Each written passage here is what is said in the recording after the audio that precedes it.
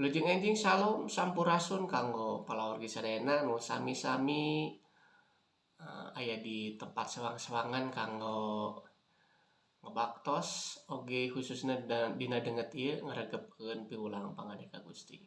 Serta acan urang nampi piwulang pangandika Gusti, hayu urang nanandalang ku pipayun.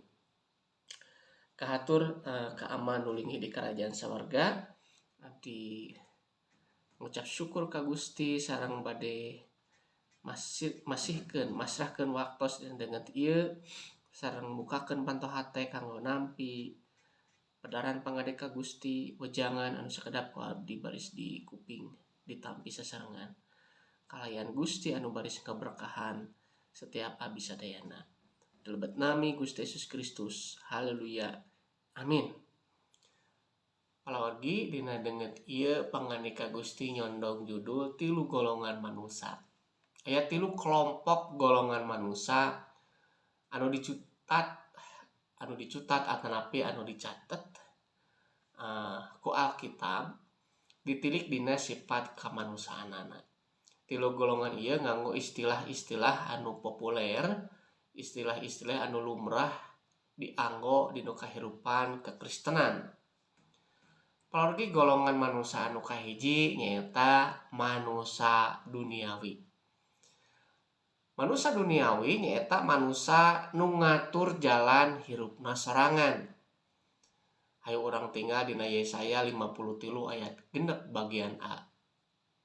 Pami palawargi teu kabujeng kanggo muka Alkitab, ti dieu ku abdi diaoskeun Yesaya 53 ayat 6 A kieu saurna. Urang teh ibarat domba leungit ngalantrah neangan jalan sorangan. Janten manusa duniawi ngandel kakuatanana nyalira, ngandel jalanna nyalira, anjeunna nuturkeun kahayangna nyalira, anjeunna bahkan teu paduli, teu ninggal atanapi teu pernah panasaran, teu pernah hoyong tumut nurut kana jalan anu ku Gusti parantos disayogikeun. Janten manusa duniawi ngatur jalan hirupna sorangan. Kahirupanana henteu diatur ku Allah, henteu diatur ku pangandika Gusti. Janten bener numutkeun sorangan, bener numutkeun pamenak dirina nyalira, bener numutkeun jalan-jalanna sorangan, hikmatna sorangan atanapi kamampuan kapinteranana sorangan. Jadi manusia duniawi tiasa disebutkeun manusia sasab, manusia sesat, manusia nu ngalantrah lir ibarat domba leungit. Namina domba leungit palawargi sadayana henteu terang jalan balik, henteu terang kadunungan, henteu terang ka kandangna nyalira. Janten domba anu diibaratkeun sapertos kitu nyaeta domba anu kaleungitan kabagjaan, jalma anu kaleungitan arah, jalma anu kaleungitan cecepengan atanapi kendali hirup sareng saterasna. Eta nu disebat manusia duniawi nu kahiji. Jadi jalma atanapi manusia anu ngatur hirupna sorangan. Anu kadua nyaeta manusia duniawi ngandung pengertian manusia anu hirupna nurutkeun tabeat dunya. Janten teu nurutkeun tabeat surga, teu numutkeun tabeat kahirupan anu anyar, tapi numutkeun tabeat kahirupan dunya. Naon anu disebat tabeat atanapi kahirupan tabeat nurutkeun dunya ieu? Urang tinggal dina 1 Korinta 3 ayat anu ka3. Di dieu disebutkeun lantaran hirup aranjeun masih keneh nurutkeun tabeat dunya. Silih dengkian, cekcok ngado omong jeung pada batur, lain nyerikeun masih keneh hirup nurutkeun hawa dunya ari kitu teh. Nah, ieu palawargi sadayana janten manusia duniawi anu disebatkeun ti dieu nyaeta nurutkeun tabeat dunya. Tabeat dunya di dieu ngandung ciceren 2H. Anu kahiji nyaeta silih dengkian palawargi sadayana, silih dengkian, silih ngewa, nah kitu nya. Anu dipidameunna nya mung kangewa, sifat kangewa anu dipintonkeun, resep musuh, nya teu resep kana perdamaian, teu resep kana karapihan, Ya, biasanya jalmi nu dengki, jalmi nu sirik, hoyong menang sorangan, teu pernah nyimpen pikiran positif ka batur, teu ngagaduhan ka kanyaah, teu ngagaduhan naon teh namina teh kahoyong kanggo nyenangkeun, kanggo eh, naon teh ngusahakeun karapihan sareng sajabina. Jadi ciceren anu kahiji jalmi nu numutkeun tabeat dunya tadi nyaeta silih dengkian, anu kadua nyaeta cekcok ngadu omong jeung pada batur. Jadi ngarasa dirina bener sorangan, jadi ngarasa dirina hayang menang sorangan, jadi ngarasa pangunggulna sareng sajabina. Jadi intina jalmi nu ngadu omong cekcok jeung pada batur pada hayang menang, pada hayang unggul, pada ngarasa dirina pinter nyalira. Nah ieu panorgi sadayana jalmi anu nurutkeun tabeat dunya. Jadi jalmi nu nurutkeun tabeat dunya nyirikeun masih keneh hirup secara duniawi, sanes hirup secara rohani. Anu katilu panorgi sadayana anu disebat manusia duniawi nyaeta manusia nu teu ngabogaan roh Allah. Jelas panorgi sadayana ditinggal dina ciri-ciri anu tadi dua nyaeta nu ngalantrah hirupna sorangan, numutkeun jalanna sorangan sareng hirupna numutkeun tabeat dunya. Jelas jalma samodel kitu nyaeta jalma anu diduga kuat memang anu teu ngabogaan roh Allah. Jadi disebutkeun dina hiji Korinta 2 ayat 14 jadi disebutkeun kieu panorgi. Jelema anu teu ngabogaan roh Allah dina bahasa Indonesia nyaeta manusia duniawi panorgi sadayana. Jelema anu teu ngabogaan roh Allah mah moal bisa narima hal anu dinyatakeun ku eta roh. Ku jelema anu kitu mah hal eta teh moal kahartieun, dianggap taya paedahna. Hal-hal rohani seperti itu ditimbangna ge kudu ku rohani deui. Jadi jalma anu teu ngabogaan roh Allah mah palaragi nyaeta poek. Poek kana hal-hal rohani nya, poek kana hal-hal anu sifatna rohani, poek kana pangajaran-pangajaran. Naon nu disebut poek? Teu ngarti, embung ngarti, bodoh kata toloyo. Diajar mah diajar tapi poek hatena teuas. Teu ngagaduhan pencerahan dina dirina parogi sadayana. Ya. Jadi hatena pikiranna dikawasaan ku sifat poek, dikawasaan ku sifat dosa. Teu ngarti kana hal-hal rohani.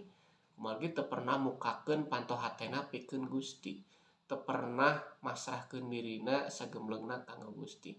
Jadi diajar sababaraha kali ikut persekutuan, sababaraha kali ngiring ibadah, sababaraha kali teu pernah ngarti, teu pernah bertumbuh, teu pernah berkembang, teu pernah berubah tanapi berbuah.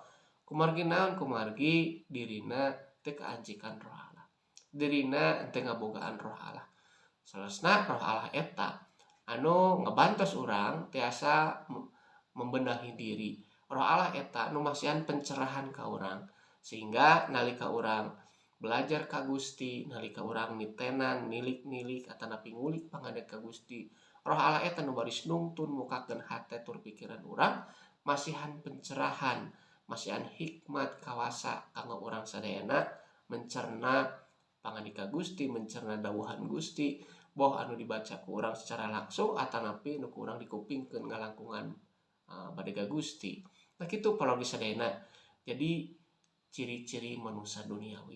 Jadi manusia duniawi sakali deui nyaeta jalmi anu tanapi manusia anu ngatur jalan hirupna sorangan. Pamugi urang molah kitu panorgi urang mah kedah diatur hirup urang ku Gusti. Anu kadua nyaeta manusia anu hirupna numutkeun tabeat dunya. Nah urang mah kedah numutkeun tabeat Gusti. Sapuk sareng pangajaran Gusti. Anu katilu nyaeta manusia nu teu ngabogaan roh Allah. Urang salaku putra-putra Gusti salamina kedah ngandel ka roh Allah. Kedah nyuhunkeun pitulung bimbingan oge masrahkeun diri urang sagemlegna ka Gusti. Eta golongan manusia anu kahiji manusia duniawi. Pamugi sifat-sifat urang, sifat-sifat heubeul manusia kaduniawian urang sakedik-sakedik disadari oge teras urang sadayana berusaha dirubah, dikantunkeun, nyuhunkeun Gusti kanggo sami-sami ngaberkahan urang sadayana. Golongan nu kadua nyaeta manusa kedagingan. Naon disebut manusa kedagingan? Abdi ngutip hiji ayat dina Galatia 5 ayat 18 duwikeun ka ayat 20 tangtos ayat ieu sanes ayat anu enggal ieu populer terkenal pikeun urang sadayana. Jadi dia disebutkeun manusa kedagingan nyaeta manusa anu ngandel kana hawa nafsuna sorangan. Jadi anjeunna parantos ngagaduhan Gusti, anjeunna parantos nyimpen pangadika Gusti dina dirina, tetapi rupina kedagingan eta masih kene mendominasi kahirupanana sareng pikiranana. Jadi disebutkeun nafsu badan ngajakna kana rucah, aib, teu uni, muja berhala, sihir, ngamusuh, gelut, dengki, ngumbar amarah, mentingkeun sorangan, papecah, sirik pidik, beuki kana mabok, ria-ria jeung sajabana. Para sadayana, jadi manusia kadagingan boh anu dipikirkeunana atanapi boh anu dilampahkeunana ngan pikeun muaskeun kahayang dirina sorangan. Teu pernah berpikir kumaha sangkan tiasa muaskeun Gusti, nyenangkeun Gusti, ngamuliakeun Gusti, ngagungkeun Gusti. Teu pernah berpikir berkorban pikeun Gusti sareng sajabina. Manusia kadagingan, manusia sanes mungsa ukur ngandel kana kakuatan dirina nyalira, tapi anjeunna oge masih kene diatur, masih kene dikendalikeun ku hawa nafsuna sorangan. Imut palargi sadayana. Sok sanes urang tos ngagaduhan Gusti, sok sanes urang diancikan ku Roh Allah, tapi urang masih kene nerap dina daging. Jadi hawa nafsu eta masih kene aya. Masih kene urang ngagaduhan ka amek, masih kene urang tiasa syirik, masih kene urang tiasa kemungkinan ngandel ka brahala sareng sajabina. Tapi pikeun jalmi anu parantos diubahkeun, hal-hal samodel kitu dianggap teu berarti. Hal-hal samodel kitu dianggap teu aya maotna sama sekali. Eta margina jalmi anu teras ngandel hawa nafsuna sorangan berusaha kanggo nyenangkeun, muaskeun dirina, muaskeun kahayangna, muaskeun hasratna sanes kanggo ngamuliakeun Gusti. Eta margina tadi ciri-cirinya disebutkeun jelas. Ngajak kana rucah. Coba bayangkeun perpisahanna. Aib, teu uni, muja berhala, sihir, ngamusuh, gelut. Nah, perpisahanna ya kene orang Kristen masih kene resep gelut. Masih kene dengki, masih kene resep ngumbar amarah, masih kene mentingkeun sorangan, masih kene papecah sirik pidik, beuki kana mabuk sareng saterasna. Bisa jadi aya di antawis kahirupan bergereja di lingkungan orang atanapi di lingkungan gereja secara umum. Boh gereja-gereja di Jawa Barat, boh gereja-gereja di Indonesia, atanapi bahkan gereja nu aya di dunia atanapi mungkin aya di antawisna sifat-sifat anu tadi disebutkeun hancik keneh dina diri urang. Mungkin urang teu ngajak batur kana rucah, mungkin urang tara nyieun aib, teu uni kitunya, mungkin urang teu muja berhala, teu ngagaduhan sihir, mungkin urang tara gelut dengki, tapi bisa jadi urang masih kene tiasa ngumbar amarah, bisa jadi urang masih kene mentingkeun diri sorangan, teu pernah paduli ka batur, teu pernah hayang nyaho ka susah batur sareng sajabina. Bisa jadi urang masih kene ngagaduhan sirik pidik, atanapi beuki kana mabok sareng saterasna, mungkin batur mah teu terangkeun. Tapi urang atanapi saha anu terangkeun kana sifat urang. Nah eta para sadayana janten ieu bahaya. Manusia kadagingan ieu tiasa ngancik dina kahirupan putra-putra Gusti upami urang teu waspada sareng urang teu melekat nempel salira urang sasarengan sareng Gusti. Janten hayu urang hati-hati para sadayana, hayu urang kembali ke Allah, kembali ke Kristus, kembali ke Alkitab.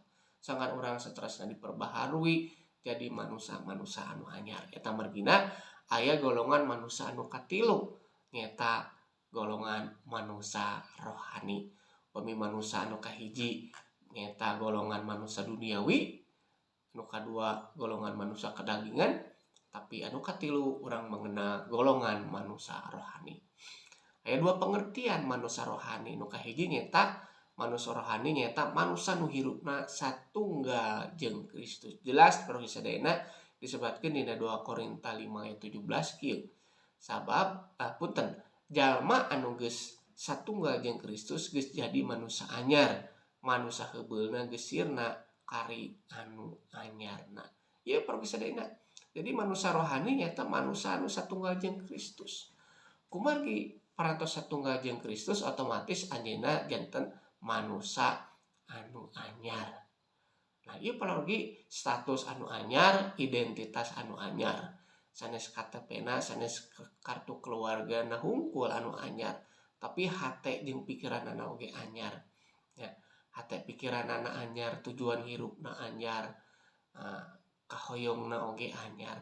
Jadi anjeunna tos ngagaduhan pikiran anyar, tekad anyar, pangharepan anyar, cecepengan anyar, pegangan anyar sareng rupa-rupa saterasna eta margina parogi sadayana. Manusia anyar ieu terus mengalami pembaharuan, terus mengalami perubahan demi perubahan. Kumargi naon? Kumargi anjeunna terus ngarasa dirina haus, lapar ku panganika Gusti. Eta margina pengertian anu kadua tumali sareng manusia anu anyar atanapi manusia rohani nyata manusia rohani mangrupi manusia anu hirupna pikeun Kristus. Manusia anu diancikan ku Kristus, manusia anu satunggal jeung Kristus, manusia anu melekat ka Kristus, anjeunna sanes mung saukur mikiran kahirupan dirina nyalira. Tapi aya kerinduan anu ageng dina dirina nyata anjeunna hoyong masrahkeun dirina, masrahkeun pikiranna, masrahkeun naon anu dipikaduhna kanggo kamuliaan Kristus. Pikeun Kristus dina Filipi 1 ayat 21 disebutkeun. Sabab naon saanjeunna ari hirup keur sim kuring mah hirup teh nyaeta Kristus. Ieu tekad anu kuat ti Rasul Paulus anu kedah ku urang dicontoh salaku manusia-manusia Kristus, manusia-manusia anu satunggal jeung Kristus. Ieu parogi sadayana luar biasa pengertian anu kalintang jerona. Naon ari hirup saurna? Rasul Paulus masihan pengertian hirup anu jelas nyaeta keur sim kuring mah hirup teh nyaeta Kristus. Naon haratosna hirup Kristus? Hirup Kristus sanes mung saukur menyandang gelar Kristen, tapi hirup Kristus nyata hirup sasarengan sareng Kristus unggal poe. Hirup satunggal sareng Kristus unggal poe. Hirup satunggal sareng Kristus. Kersa bersedia manggul salib Kristus. Kersa bersedia diajar. Kersa bersedia berkorban. Kersa bersedia melayani. Kersa bersedia mengikut Kristus. Mempertahankan iman. Naon sok sanajan naon wae anu terjadi dina kahirupanana. Eta disebut hirup nyata Kristus. Eta margina upami ditinggal dina ayat salajengna dina bahasa Indonesia disebutkeun bagiku adalah hidup adalah Kristus dan mati adalah keuntungan. Nah, ieu parogi sadayana. Jadi hayu urang lenyepan panganika Gusti ieu sejauh mana kahirupan urang dina deungeut ieu. Nah, urang masih keneh kacipratan ku sifat-sifat manusia duniawi atanapi urang masih keneh katempelan ku manusia-manusia kedagingan. Hayu urang sadari naon kekurangan anu aya dina diri urang deungeut ieu. Sejauh mana urang parantos memperbaharui diri di lebat Kristus. Urang teu ngajadikeun kekurangan urang sebagai senjata pembelaan, tetapi urang mengakui kekurangan urang sebagai bentuk rasa tanggung jawab di paduan Kristus uga sebagai rasa bela sungkawa.